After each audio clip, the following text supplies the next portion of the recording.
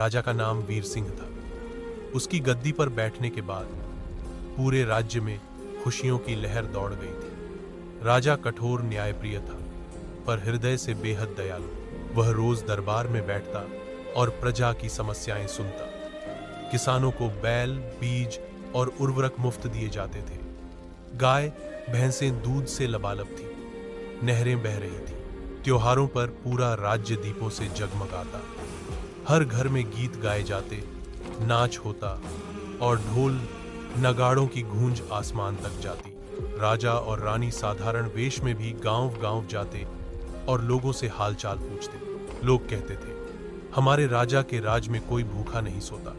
यह सच भी था, परंतु प्रकृति हमेशा एक सी नहीं रहती। उस साल गर्मी असामान्य रूप से लंबी हो गई। सूरज मानो आग उगल रहा था।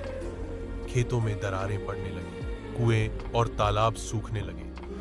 शुरुआत में किसी ने सोचा भी नहीं कि यह कोई संकट है।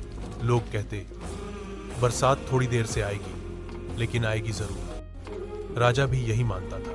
पर जब सावन बीत गया और एक बूंद पानी नहीं बरसा, तो हर चेहरे पर चिंता की रेखाएं खिंच गई।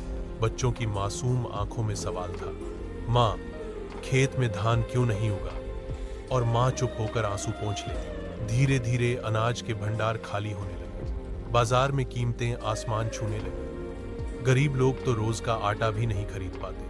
माएं अपने बच्चों को चुप कराने के लिए पानी में कंकड़ उबाल देती, ताकि बच्चा सोचे कि खाना पक रहा है। लेकिन जब बच्चे भूख से बिलखते और दम तोड़ देते, तो पूरा गांव शोक में डूब जाता। जानवर भी तड़प रहे थे।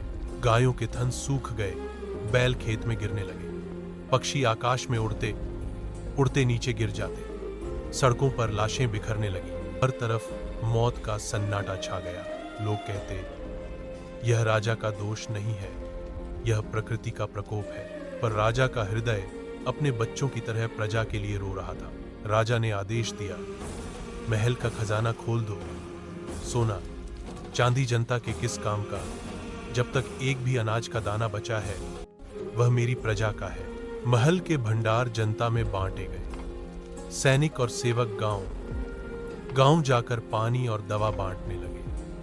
राजा स्वयं घोड़े पर बैठकर पीड़ितों तक पहुंचता। वह अपने हाथों से बच्चों को गोद में उठाता और बूढ़ों को पानी पिलाता। लेकिन अकाल इतना भयानक था कि सब कोशिशें नाकाम पड़ रही थी। सैकड़ों मौतें रोज हो रही थी। राजा की आंखें सूख चुकी थी, पर दिल अब भी रो रहा। प्रजा राजा को दोष नहीं देती थी। लोग कहते, राजा हमारा पिता है, वह खुद भूखा रह जाएगा, पर हमें बचाएगा। लोग उसकी वीरता और त्याग की कहानियां बच्चों को सुनाते। गांव की औरतें मंदिर में जाकर प्रार्थना करती, हे भगवान, हमारे राजा को शक्ति दो। वह अकेला है, पर हमारी रक्षा कर रहा है। राजा कभी कभी चुपचाप मंदिर में जाकर मूर्ति के सामने बैठता और कहता, प्रभु, यह प्रजा मेरी संतान है। मुझसे जो गलती हुई हो, मुझे दंड दो, पर इन्हें मत सताओ। दिन बीतते गए। भूख से तड़पते लोग एक एक कर मर रहे थे।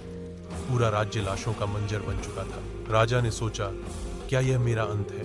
क्या यह वही राज्य है जिसे मैंने हंसते खेलते देखा था? लेकिन उसके दिल में एक आवाज उठी, नहीं, अभी हार मत मानो।